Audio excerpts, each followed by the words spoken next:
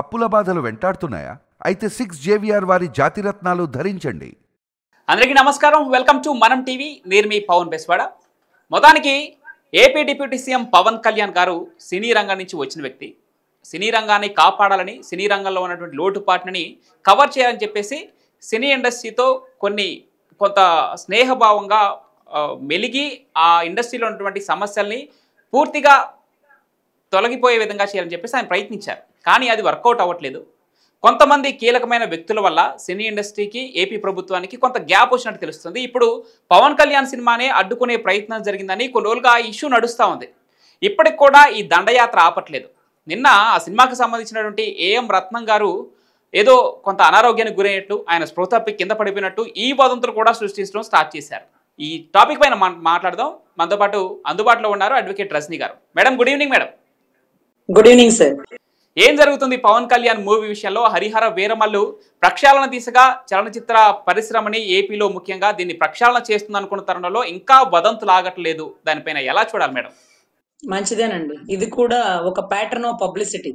June 12న cinema release అన్న టైంకి చాలా తక్కువ టైం ఉంది. ఈ టైంలో పబ్లిసిటీ కోసం ప్రతిరోజు మన లాంటి మీడియా వాళ్ళ నోట్లో ఏదో ఒక టాపిక్ లో ఈ సినిమా పేరు నానడం కోసం, బహుశా మంచి కోసం, అంటే వాళ్ళు ఏదో చెడు చేయాలని మనకు అనుకుంటే అది భగవంతుడి దేవల్ల మనకి మంచి జరుగుతుంది అనుకున్నామండి. ఎందుకంటే ఇది ఇప్పటితో బిగిన్ అయిన కుట్రకోణం కాదండి. వకీల్ సాబ్ సినిమా నుంచి కూడా మేము చూస్తున్నాం. ఆయన రాజకీయంలోకి ఎప్పుడు ఎంటర్ అయిన దగ్గర నుంచి ఆయన సినిమాలని ఎలా తొక్కితే ఆయన ఆర్థికంగా నిలబడలేరో, ఆయన వచ్చిన డబ్బుతోనే పార్టీని నడుపుతున్నారని తెలిసి ఆర్థికంగా ఆయన కుంగ తీయాలనుకున్నటువంటి శత్రు సైన్యం ఎంతమంది వచ్చినా జన సైన్యం ముందు బలాదూరండి.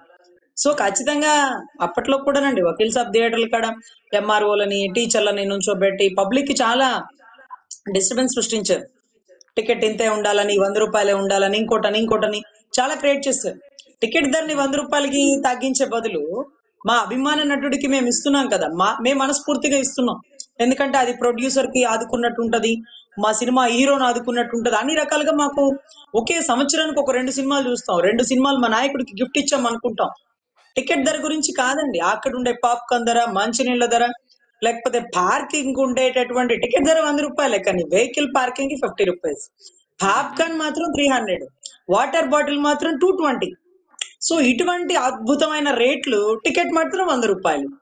అంటే లోపలికి వచ్చిన వాడు బయట నుంచి ఏమీ తెచ్చుకోకూడదు, మంచినీళ్ళ బాటిల్ కూడా చెక్ చేసి ఆపిస్తారు. సో 100 రూపాయలు టికెట్ కి సినిమా వాడికి కష్టపడి పగలు రాత్రి ముఖాలకి రంగులు వేసుకొని సంవత్సరాలు సెట్ల దగ్గర ఉండి కుటుంబాలకి దూరంగా ఉన్న హీరోలకో, హీరోయిన్లకో, లేకపోతే క్యారెక్టర్ ఆర్టిస్ట్కో, డైరెక్టర్లకో వాళ్ళకి 100 రూపాయలే. పాపం సినిమా థియేటర్ నడుపుతున్నాడు చూడండి, ఇతనికి మాత్రం పాప్కార్న్ అమ్ముకోవాలి, వాటర్ బాటిల్స్ అమ్ముకోవాలి, పార్కింగ్ అమ్ముకోవాలి. ఇతని థియేటర్ మాత్రం 2 అంతస్తులు 3 అంతస్తులు కట్టుకోవాలి. పాపం డైరెక్టర్లు, ప్రొడ్యూసర్లు ఇబ్బంది పడిపోవాలి. సో ఆర్థికంగా నిలబడకూడదని చేస్తున్నటువంటి కుట్ర కోణం జరుగుతూనే ఉందండి. కానీ మన హీరో ఈ రోజు ఒక డిప్యూటీ సీఎం స్థాయిలో ఉన్నాడు, మన తోటి సహచర నటుడు. సో మన సాదర బాధకాలు తెలుసు. సో ఇటువంటి అప్పుడు మన సహచరుడు కదా, మనం వెళ్ళి అతనికి మన సాదర బాధకాలు చెప్పుకోవాలి కదా. నిర్మాతలకి తెలీదా? దిల్ రాజు గారికి పవన్ కళ్యాణ్ గారికి తెలీదా? ఏమన్నా కొత్త?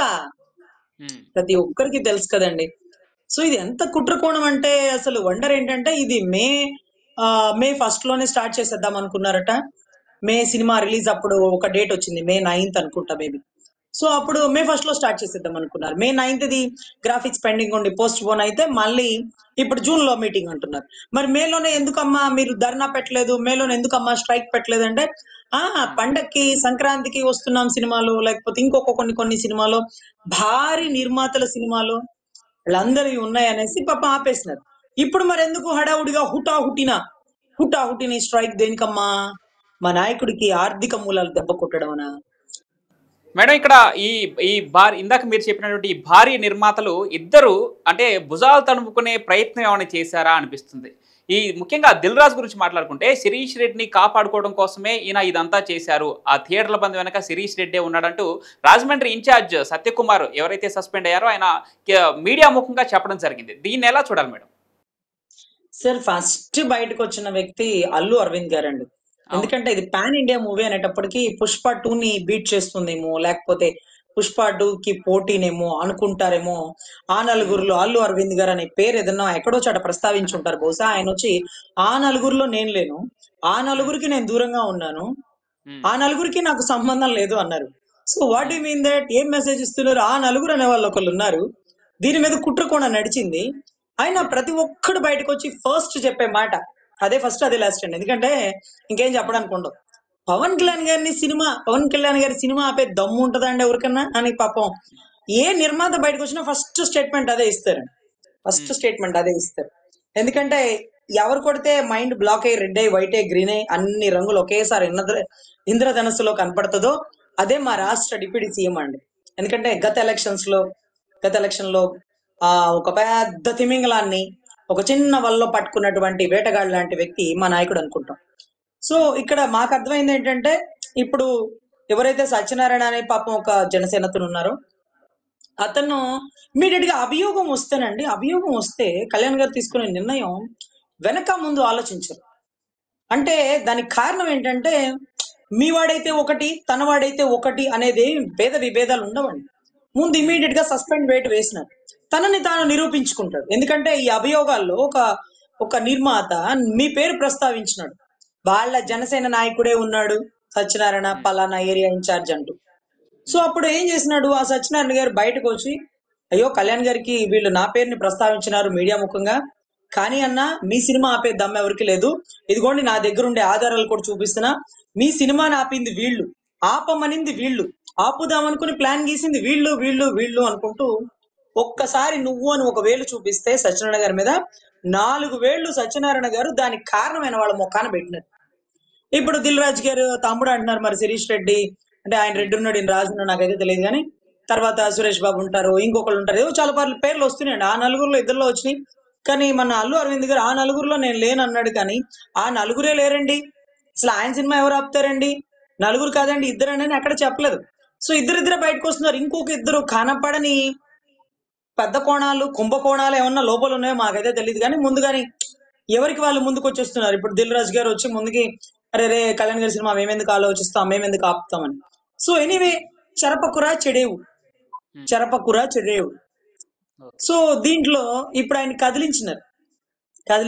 కదిలించినప్పుడు దాని ప్రభావం నా సినిమా అయినా సరే సినిమా రేట్లు పెంచాలంటే త్రూ ప్రొసీజర్, ఏం రత్నం గారికైనా ప్రొసీజర్, ఫిలిం ఛాంబర్ నుంచి అక్కడి నుంచి ఇక్కడి నుంచి ఇలా అలా ఇలా ఇలా వచ్చేసి మీరు టికెట్ల రేటు ఫిలిం డెవలప్మెంట్ సంబంధించో లేకపోతే సినిమాటోగ్రఫీ మినిస్టర్ కు అడిగి కనుక్కొని ఒక ప్రొసీజర్ ప్రకారం, అంటే ఆయన సినిమా నిర్మాతకి ఇంత ప్రొసీజర్ ఉన్నప్పుడు పాపం పెద్ద పెద్ద సినిమా నిర్మాతలకు పెద్ద పెద్ద ప్రొసీజర్లు ఇంకెంత బాగుంటాయి అంటే అందరూ క్యూ లైన్ లో 1/2 నీ వెనక నేను నా వెనక ముందు రావాలి. ఎందుకంటే ఫ్రెండ్లీ అట్మాస్ఫియర్ లో జరగాల్సినటువంటి మీటింగ్ ని ప్రొసీజర్ గా జరుగుతుంది చూడండి. దీనికి కారణం ఎవరి చేతులారా వారు చేసుకున్నట్టే.